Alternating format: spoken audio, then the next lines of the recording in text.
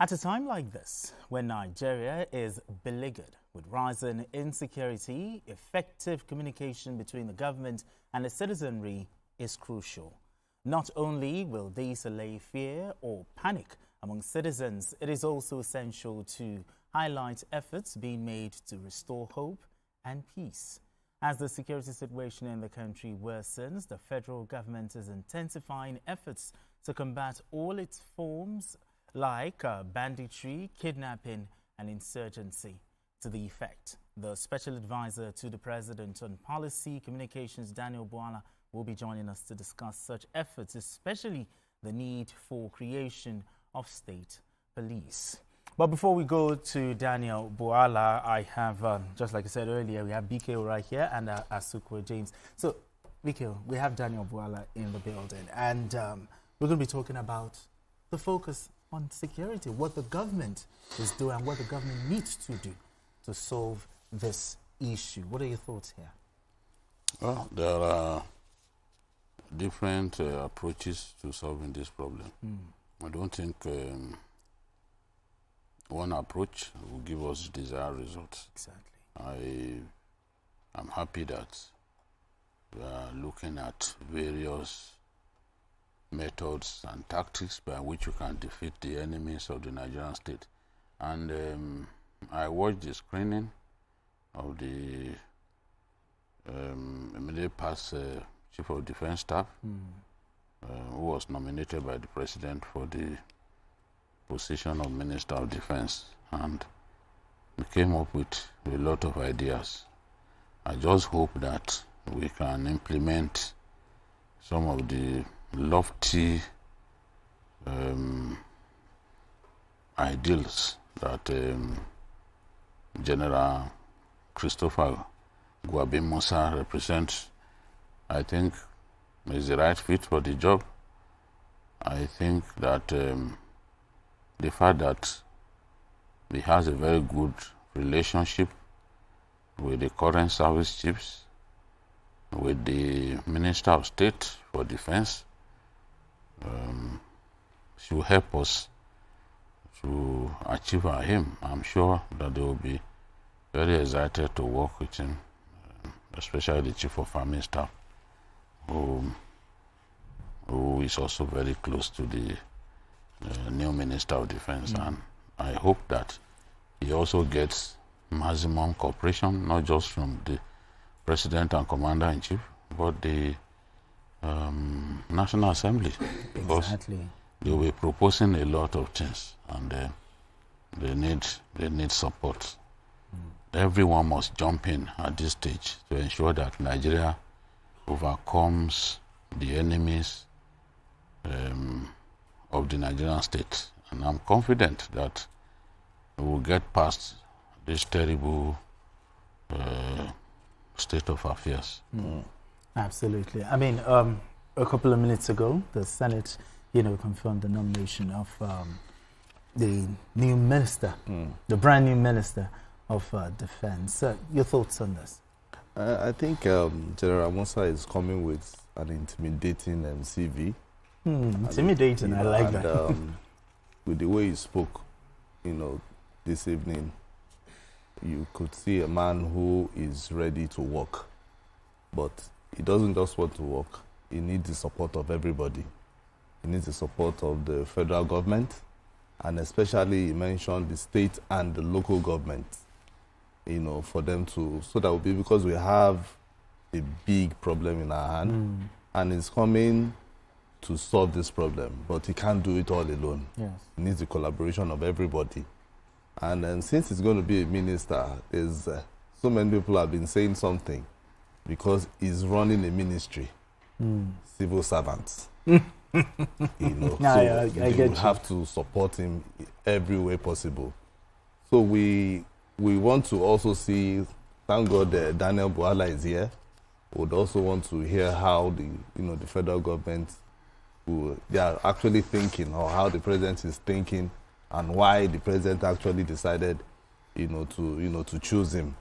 Nigerians are hopeful that him being in the saddle, the issue about kidnapping and insecurity as a whole at least, will be reduced to the barest minimum.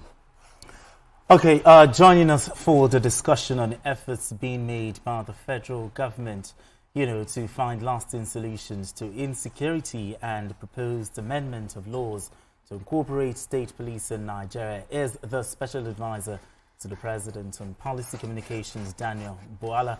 Daniel Bwala, thank you so much for joining us, sir. Thank you. Thank you for having me. Good afternoon. Okay, let's begin the conversation this way. I mean, the Tinubu administration is arguably facing its biggest challenge in terms of security challenges. Now, how's the administration handling things to make the country safer? Thank you for having me. The administration is handling this insecurity with the commitment that it requires. If there is anything that is unique about this president, is his adaptive skill, ability to adopt strategies that are necessary to meet with the cutting-edge demand at every given time. And that's why you see his flexibility in appointments. And at every given time, when he takes that decision, he backs it up with the reason behind it. At other times, in fact, most of the times, the result will show the rationale behind his decision. This is the first time, although it is arguably, I will say, in Nigeria's history where we are faced with hydra-headed security situation all at once. We have in the northeast, you have in the north central, you have in the northwest, and these elements are trying to penetrate the southwest. Don't forget that we have the southeast. And you have these multiple problems across from all angles with the limited, not just resources, but even the manpower to execute. That's why recently he ordered a national emergency on security and decided to direct that the police should recruit more. So we're going to be having 50,000 people that will be recruited and added to the existing police force. Because if you look at Nigeria, I'm sure you may be aware that the police to civil population ratio, we are far, far, far behind. We have a population of, they said, over 230 million. We have a country that is so large with land. And if you look at the northern Nigeria, very different from the south, where states are very close to each other. For example, the state of Niger alone is bigger and larger than a country in the Europe. And then you go to the northern Nigeria, I'm sure Babajide can attest to this, between one state to the other, you will think you are traveling from one country to another. Lots of ungoverned spaces. And you look at the Sahel, at the border, our states that are bordering the countries of the Sahel, these are the areas and places where this element come into the country. Then you look at the mass migration of ISIS and their ancillaries from the Middle East, all coming to Africa, like they are coming for a Champions League final. This is the situation that we are faced up with. But the courage of the president to face it frontally, he has always told us, I asked for the job, I can't complain. And this is his approach to the issue. In the coming days, we are going to see additional efforts in this fight when we have more members of the state security services going to the forest to assist the forest guard, when we have increase in the number of the military men, soldiers, that will help in this endeavor. When we will also acquire more assets, especially assets in relation to reconnaissance and intelligence gathering, we will have that result. I can understand the frustration of Nigerians because left, right, and center, you have this crisis coming in. And at this point, people are emotive. So all we can say is to continue to plead with the Nigerian people to join forces. Fight against terrorism is a teamwork. In fact, after 2011, after 9/11, the United Nations jointly gave that jurisdiction to lead the war against terrorism to the United States. That's why when you're fighting terrorism, you see that you need them as partners in this endeavor. Any part of this world where there is terrorism is a concern for the rest of the world. That is the concept about terrorism. So we have expanded our collaboration, not just with the United States of America, but with other partners like the UK, the European Union, and all of the partners that will help in this endeavor. So we have seen the resignation of the Defense Minister, Mohammed Badaru, and the subsequent nomination of the former CDS, General Musa, to replace him. How will this endanger the needed change in the security architecture to enhance national security? Yeah, we thank Alhaji Badaru for the service he has rendered to the country, and we wish him the best. And but also importantly, the person who is coming to take over from him is someone who has rich experience in combat and combat operations. He has been to theater. He has commandeered garrison. He has commandeered all sector of military formation, and has been in this fight before he retired, and now is coming back reinforced. He's coming back energized. He's coming back with a renewed commitment in this endeavor. It's a rich addition. And you are not bringing somebody that will come to study the situation. You are rather bringing somebody who has understood the game in the field. You know, when you see, for example, in football, some players who come as substitutions, most of the times they call them impact players. Because while you were outside, you must have been watching, just like the coach, the match that is being played, how the opponent is trying to weaken down your strength, either defensive or attacking threat. And so when you bring somebody from outside, if the person knows his onions, he can only be an addition. Mourinho is very good. My coach is very good. Our former coach is very good at that. Bringing players, impact, you see. And that is what Nigerians should expect in the coming days. Impact, more impact in this endeavor. Okay. One major issue about terrorism in our country is terrorism financing. The United Arab Emirates did a good job of exposing financiers of terrorism in our country, and people believe that if we do not get to the root of terrorism financing, we are just winking in the dark. In fact, Pastor Adeboye demanded that they should be destroyed if we are to defeat the non-state actors making life difficult for every one of us. How is the government approaching the matter of dealing decisively with terrorism financiers? What I can tell you with degree of certainty and conviction is that you will see a resolve in this administration in not only exposing the financiers of terrorism in Nigeria, but in dealing with that. Because the lifeline and the life wire and the lifeblood of terrorism is the financing. After the wake of 9/11, America rushed to Afghanistan, and then they changed the government. They wanted to go to Iraq. They are doing all of that.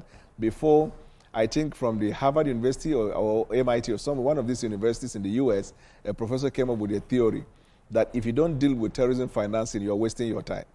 And that is when they devised new ways of tracking and tracing financing across the world, and then tracing them to the people who finance terrorism and all forms of evil.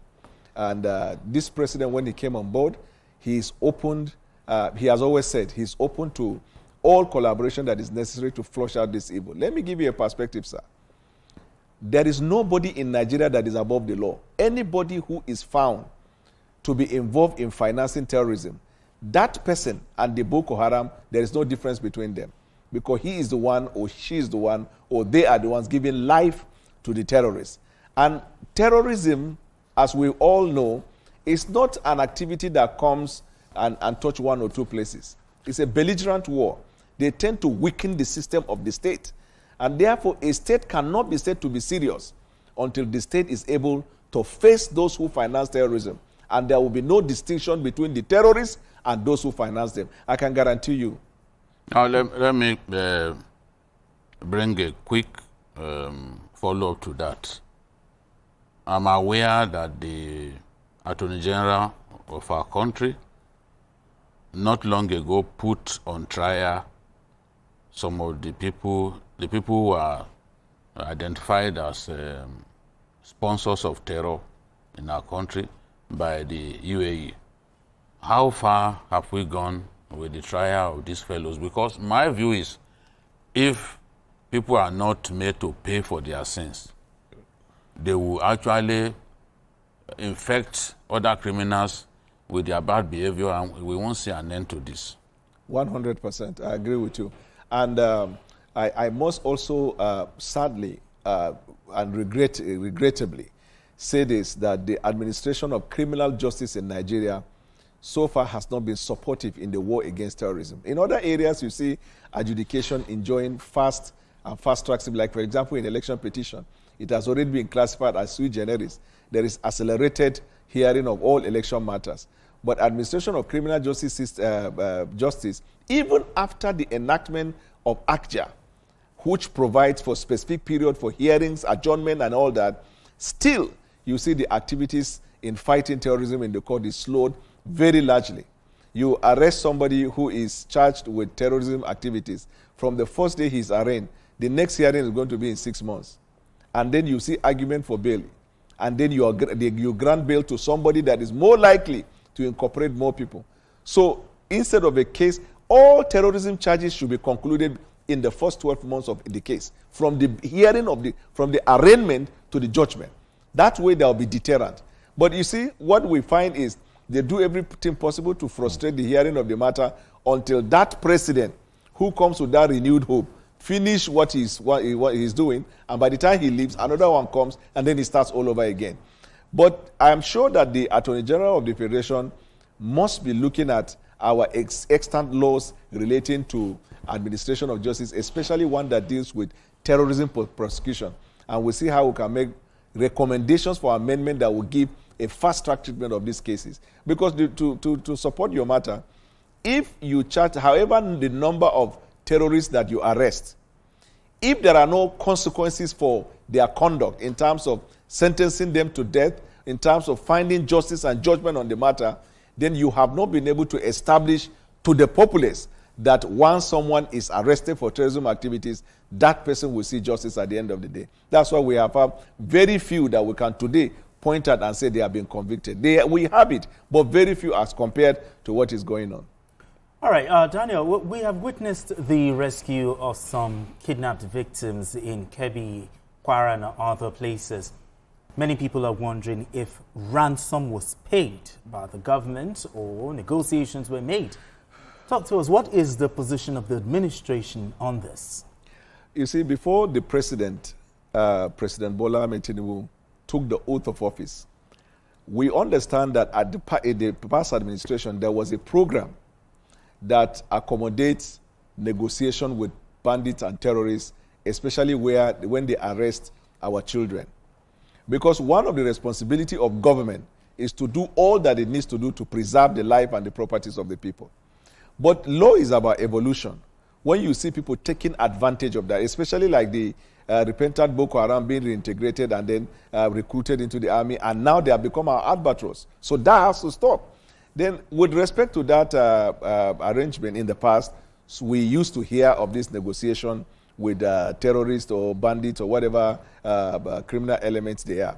But this administration does not, as a matter of policy, promote giving of ransom, does not in any way and will never be in a situation where it will give ransom. So I want to say this government does not promote it and this government will not pay ransom. The reason is because ransom payment, there is a slight distinction between ransom payment and terrorism financing. Because again, they get the money. When they get the money, they buy the weapons. How can you juxtapose? And you know there is a foreign element in this whole thing we're doing. A terrorist bandit or whatever name you call them started operation for the last, let's say the Boko Haram, the last 15 years. How have they been able to successfully survive for 15 years? Who is supplying the ammunitions? Who is giving them drones? Who is giving them intelligence as to how to move and the soft target to meet?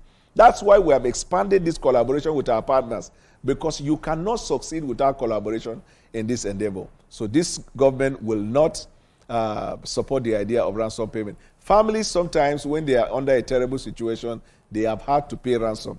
We have also had in cases where some state government pay ransom. But federal government is engaging the state to say, we don't support that. Because the more you continue to give the ransom, the more you give them the opportunity to acquire more arms and then visit us with this mayhem. Mr. Bwala, I know there are so many local government areas in Nigeria that have been having peace deals with bandits, in some states.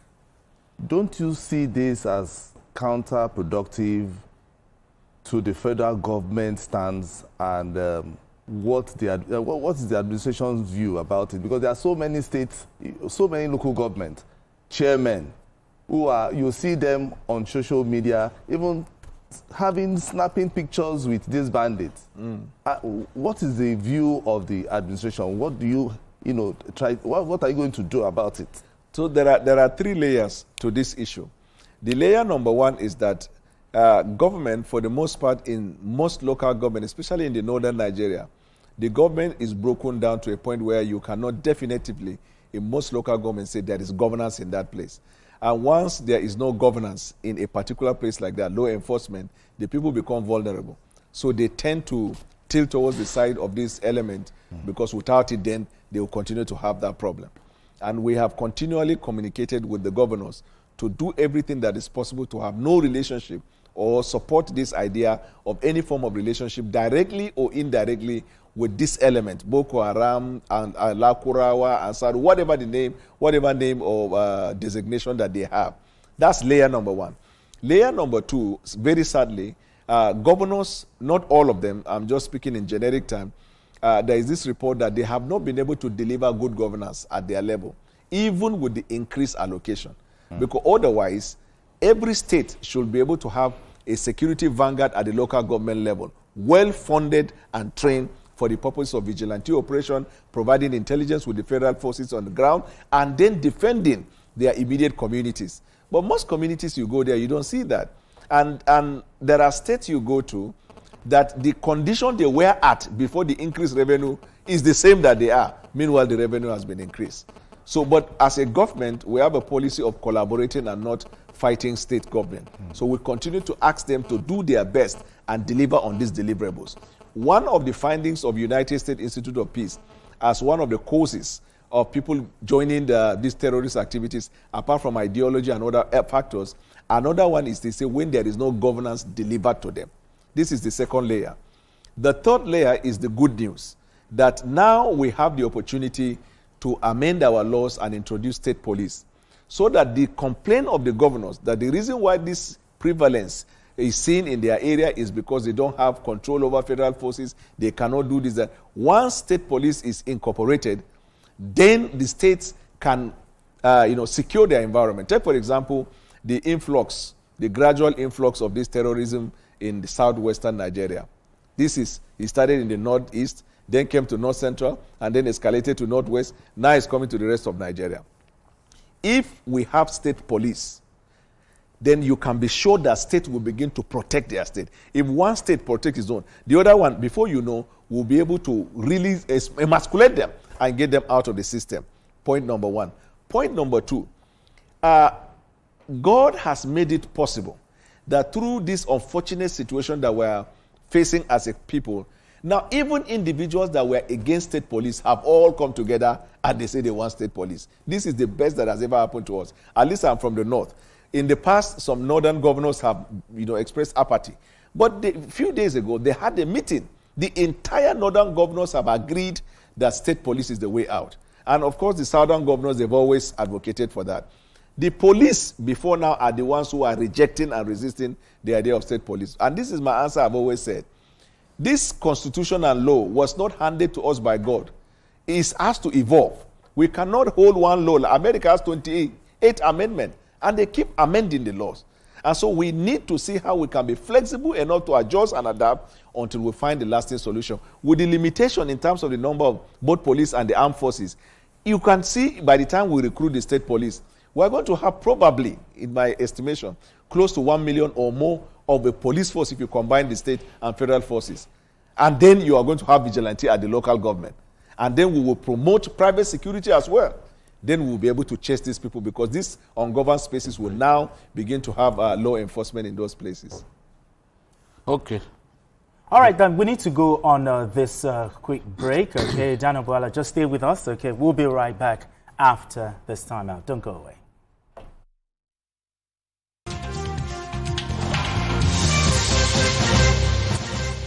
I, Senator Hope Uzodinma, CON, Governor of Imo State, on behalf of the government and the good people of Imo State, extend a warm invitation to our esteemed stakeholders, partners and friends, both within Nigeria and globally, to a landmark Imo Economic and Investment Summit 2025. This summit will bring together global leaders, investors, and visionaries to unlock exponential growth across the key sectors of our burgeoning economy: oil and gas, energy, industries, agriculture, and tourism. It is a crucial platform where transformative ideas meet strategic investment, where potential is catalyzed into prosperity, and where a new Imo is rising with confidence and purpose. Imo means business, and this is our defining moment. Join us at the Concord Boulevard, Owerri, on the 4th and 5th of December 2025 and be a part of Imo's greatest opportunity for investment, collaboration, and long-term transformation. Together, let us build the Imo of our dreams. Imo Economic Summit 2025, Unlocking Imo's Economic Potential. Signed, Senator Hope Uzodinma, CON, Governor of Imo State.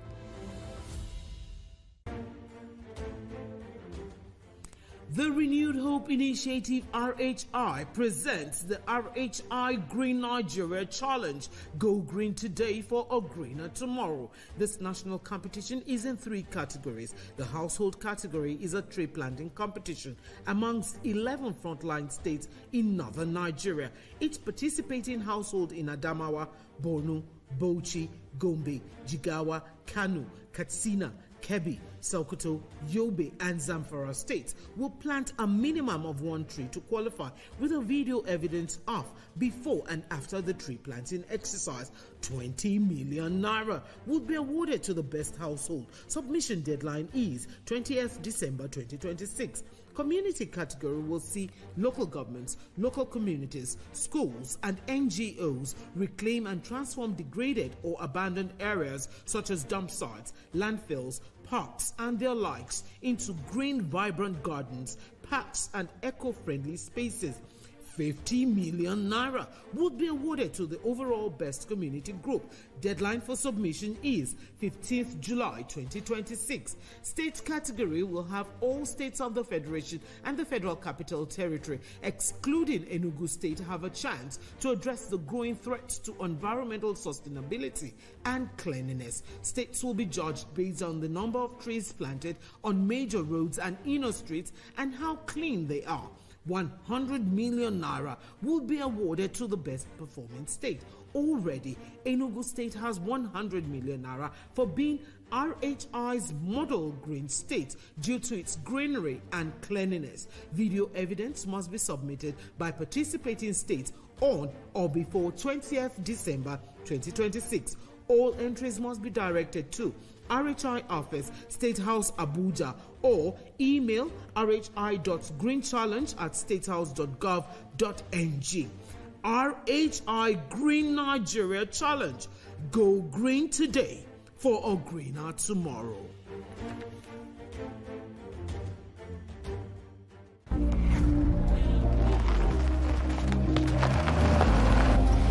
Bro, na transfer. Na money point, Oga.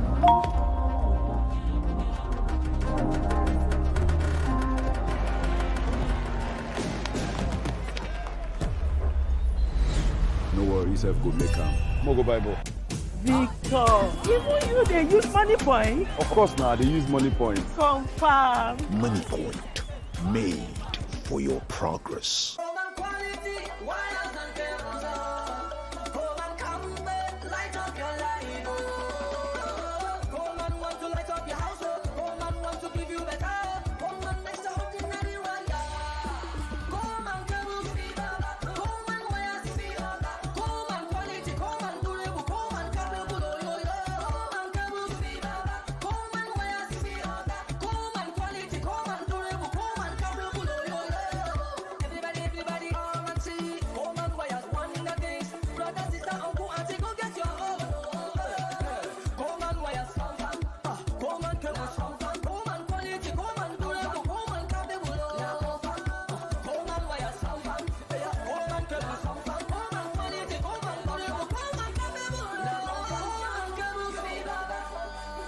Coleman wires and cable, great quality, now with the new look. All right, if you just joined us, it's still Journalist Hangout. I still have Asukwa James right here. BK is also right here with us, and our guest is Daniel Bwala. So, BK, you have a question for Daniel? Okay. I actually have two questions rolled into one. Okay. Talking about state police, the question is, how do we fast-track the process now that it is as apparent as daylight that we want it, at least the preponderance of our people want it? How do we fast-track the process of having state police? Usually, Second, the forest rangers. I need you to talk to us about the forest rangers. I'm aware that states were told to produce the potential personnel for the forest rangers. The president wants our forests protected. We have vast forests that have been ungoverned for so long, and these terrorists are using those forests to launch attacks on our people, to keep even the people that they have kidnapped. How soon can we have these forest rangers? What is responsible for the delay in unleashing them? Because even when we bomb some areas where we have terrorists, if we don't put boots on ground, if we don't man those places, they will still come back, especially if it's a critical area for them to receive ammunition or to kidnap people. So what is responsible for the delay? How do we get the forest rangers to start work as soon as possible? How do we fast-track the state police initiative? Right. The fast-tracking of the state police usually is determined by the amendment process. And oftentimes when a legislation delays, it's probably because it doesn't have a bipartisan acceptance or acceptability. So you find that probably the opposition will want to trade it off for something else. But in this case, almost all of them are agreeable to it. If you remember, in the last 1 week before Goodluck Jonathan handed over power, the kind of sweeping amendment that were made that day, it was like a miracle. They would do first reading, second reading, the past committees within 24 hours. Now, I can understand that amendment of the Constitution to incorporate state police requires the amendment of the Constitution and other relevant laws that the police are terrorism and all of that. But the thing is that if there is an agreement and consensus, as I'm seeing, with the National Assembly, it is a process that can be done within, say, 6 to 9 months, because you have to then amend Section 8 and Section 9 of the Constitution and other relevant laws. Then, of course, I like the point that the president made. He said, willing state. So that if a state is not yet ready, we will not be kept back just because a particular state is not ready. Those states that are ready, we will then, once the ground norm, once the law has been amended, then there will be a way that state can key into it and begin to produce. If you remember, Borno State was one of the first states in Nigeria that began this idea of having local forces when they introduced civilian JTF. If you ask the law enforcement, whether police, the army, or SSS, they will tell you how much success we have gained since when these guys were the local civilian joint task force was introduced. If not for anything, they were very helpful in providing intelligence because they know the people run from Borno State. Some of them are relation to the people they know. So they're able to provide intelligence on how people were arrested even within the city, because one of these elements of terrorism is that they are embedded with the people. And then secondly, they are able to provide intelligence as to their asset, their source of funding, their places where they are operating and all of that. So when we have this law amended to introduce the local policing, it will also require the amendment of our law to give this state police power to bear arms. We will also need, with time, to look into our laws where it will be amended that private citizens, when they come together under a regulated militia, they can have access to this arm for the purposes of defending. If, as we are going in our work, we will introduce the right for private citizens to have gun. Whatever we need to do to secure our country, this administration is open to those possibilities. But this administration will work with states, because if you look at the leadership style of the president, he likes to carry people along. He likes to collaborate with people. He doesn't like this idea of, usurping yourself on others. And that leadership he has provided, he has been able to commandeer a large portion of the governors of Nigeria, including those that are not in his party, to partner and ensure that this endeavor is achieved. The ball now is usually they will tell you that it is the executive has to show the will that we want state police. That's the reason why it has not been. Now, the president has passed the ball. I'm willing to sign. I'm willing to work with it. Please look into these possibilities. And I want to thank the National Assembly too, because I think I've heard about 2 lawmakers across these 2 houses that have raised it in the course of their proceedings. So the idea whose time has come is this issue of state police. You've not answered the forest guards. Okay, yeah, thank you. What's the response for a delay? Yes, one, the recruitment, like you rightly mentioned, where states were asked to provide personnel and they are reluctant. I'm sure that with this national emergency on security, they will take advantage of that because we have large pool of people who are willing to work. If you advertise for army, you see a lot of people showing interest. Maybe the states were not interested at the beginning or reluctant at the beginning because they did not understand. I expect that when a policy like that is issued, the attorneys general of states should be able to communicate and break it down to their respective chief executive about the positive implication, even if they think it is negative, so that state can take informed decision regarding that. States also have to pass a law, a resolution at the state level that they are prepared to take on this endeavor.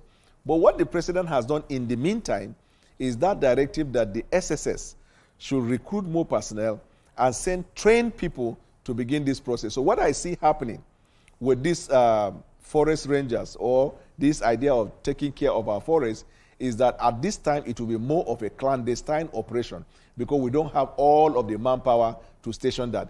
If you go to other advanced countries, what they do is that they look at these ungoverned spaces and they create what look like a military base there. So take, for example, if you take 2 military bases and you put it in Sambisa, and you go to the Niger, where we have this large expand, and then put military base here and there, you will discover that at the beginning, it will reduce to a large extent this movement of these people from the Sahel. But at the end of the day, we're going to keep them completely out. But do we have the personnel to be able to create so many military bases? That's question number one. That's why we're moving towards we're moving towards recruiting more personnel so we can have the personnel enough to put stations of people in their bases. For now, we have less than 400,000 soldiers, and their primary duty is actually to be in the forest and in our borders. But you have found how they are stretched to a point where soldiers are within the city. Even the state security service, their job is securing the state. But you have found that lately they are even helping the police and other paramilitary organizations. The Nigerian security personnel are overstretched. That is a fact that we can argue here till the cows come home. But the right direction is the directive by the president. So I expect that the forest guard operation will be in form of a clandestine operation. When we have reconnaissance assets, you identify them, then these people who are in the forest will be able to carry out this operation within a short time. Because sometimes when intelligence comes about certain movement of this element, probably it will take 4 or 5 hours before you mobilize to go. These guys are moving. They are not stationary. But when you have these forest guards, strategic locations in the forest, you have some of these our forces there. Between when intelligence is given to them to when they carry out the operation will be such short a time that we'll be able to achieve more success rather than having to mobilize 10, 11 hours. By the time you go, they've already conducted the operation and are run away. Okay. All right. The president recently ordered the withdrawal of police on VIP protection duties to boost the fight against insecurity. Tell us, how's the implementation process going? So far, what we are learning is that about 11,000 or so policemen have been recalled from the VIPs. There is a bit of confusion as to whether even those who are in strategic, take for example, judges, people who are supposed to be protected, whether they too you are taking the police away from them.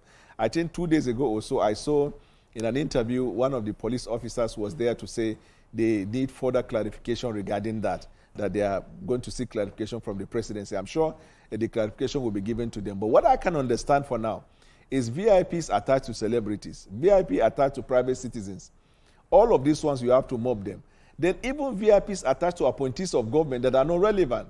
I mean, when you have civil defense. So the implementation, from what I can understand, is that the Inspector General of Police has already recalled, I think, about 11,000 or so of police forces. And we have also asked the Nigerian people to be on the lookout and get us pictures and video where the order of the president is being violated by any officer in the Nigerian police or any of the security agencies. We'll be happy to have it, and then you can judge whether the president is serious about what he said or not. So where would they send those pictures to?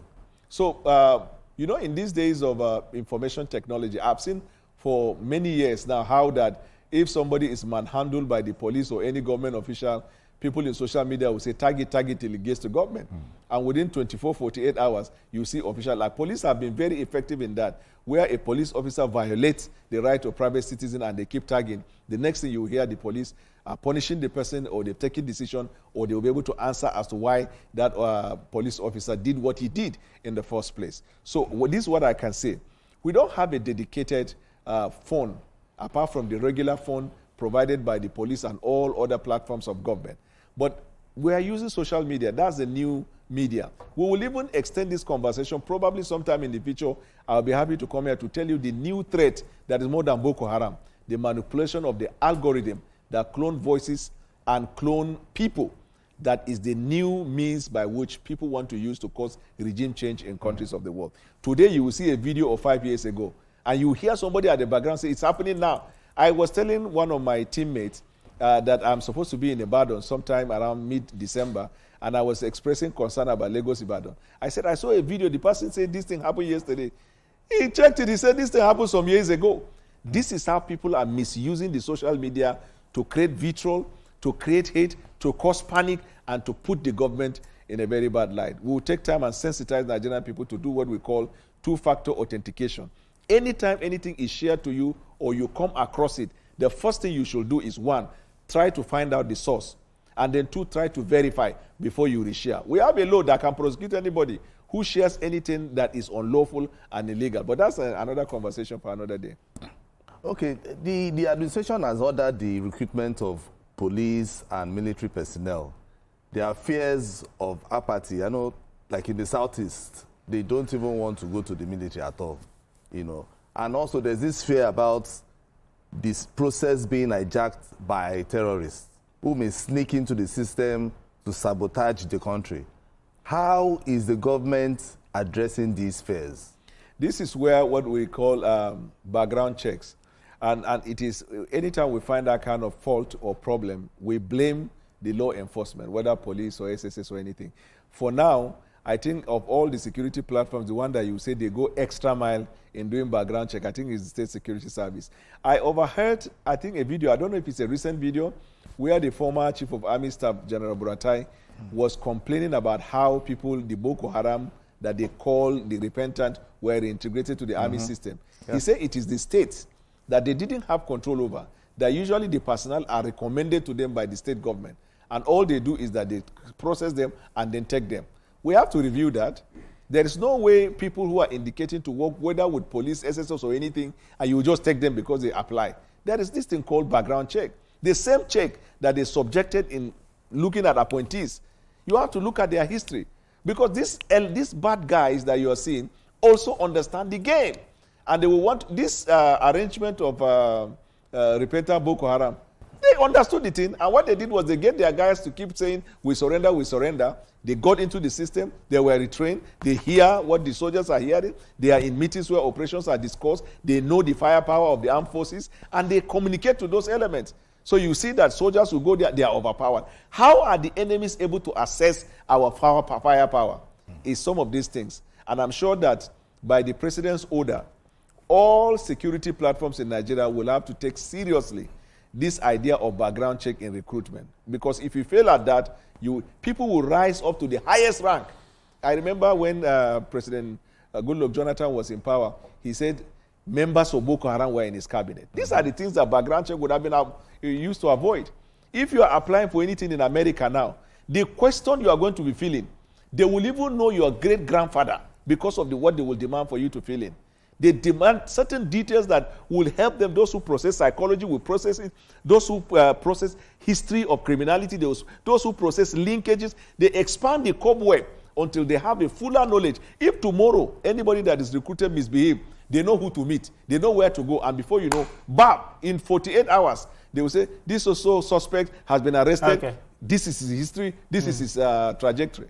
All right, just Daniel Bwala, we need to go on another quick break. When we return, the conversation continues. Don't go away. Still journalist hangout.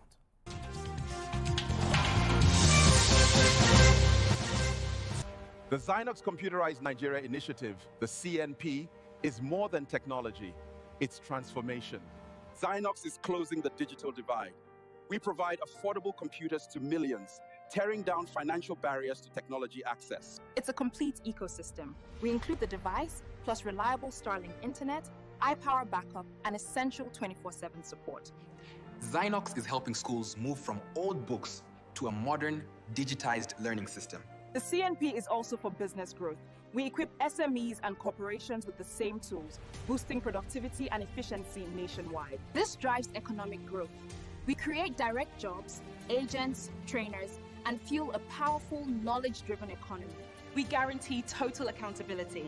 Donors receive transparent quarterly reports verifying every investment makes a positive impact. Digital access for every Nigerian, powered by Zynox.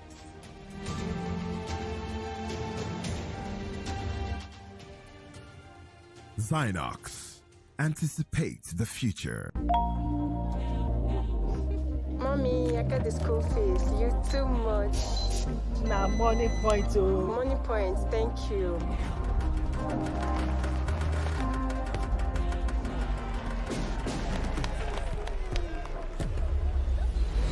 No worry, yourself go make am. Mo go Bible. Victor, even you they use money point? Of course now, they use money point. Confirm. Money point. Made for your progress. All right, welcome back. It's still journalist hangout if you just joined us. So it's all right. So Biko, your question. Okay, Dr. Bwala, my question is about our friend, the President of the United States, Donald J. Trump. How is the situation with Donald Trump now? Does this government still harbors fears that Donald Trump will eventually send the Air Force of the United States to bomb some targets in our country? I know there has been some engagement. How successful have those engagements between both countries, representatives of both countries, been? Do you think that the attack on targets in Nigeria will take place? Do you harbor that fear that Donald Trump will make good his threat? Yes. What we made clear from the beginning when President Trump said that he was going to, that one of the possibilities is that he will send forces to Nigeria, we just reminded them of the United Nations Convention.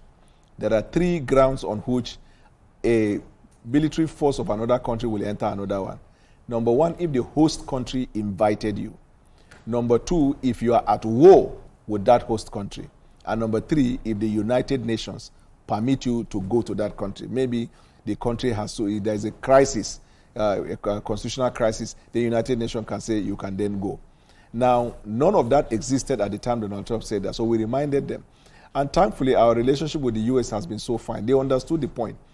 At the beginning, we only disagreed on one point. They thought government was complicit. We made it clear to them. Government is even more committed in the fight, and we reminded them of the successes we have had, arresting of Ansaru leaders, decimating Boko Haram, getting the bandit to surrender, which themselves, through their embassies in Nigeria, lauded us.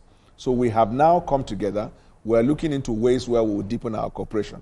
What we need, we are making it clear to them, and how they can help us in achieving that. We have signed, we have paid for a lot of equipment. We are even discussing the possibility of a restriction as to the use of Tucano being removed. Because before now, part of the condition for the use of Tucano is you could only use it in northeastern Nigeria. And you can see the elements now are moving to other parts of Nigeria, which means you have it, you cannot use it there. But it's part of that, our conversation. And then thirdly, the only ground on which possibility of the U.S. forces being in Nigeria will fall under the condition if the country invited you. This is not a big deal. When they came and rescued the missionary, it was a joint operations.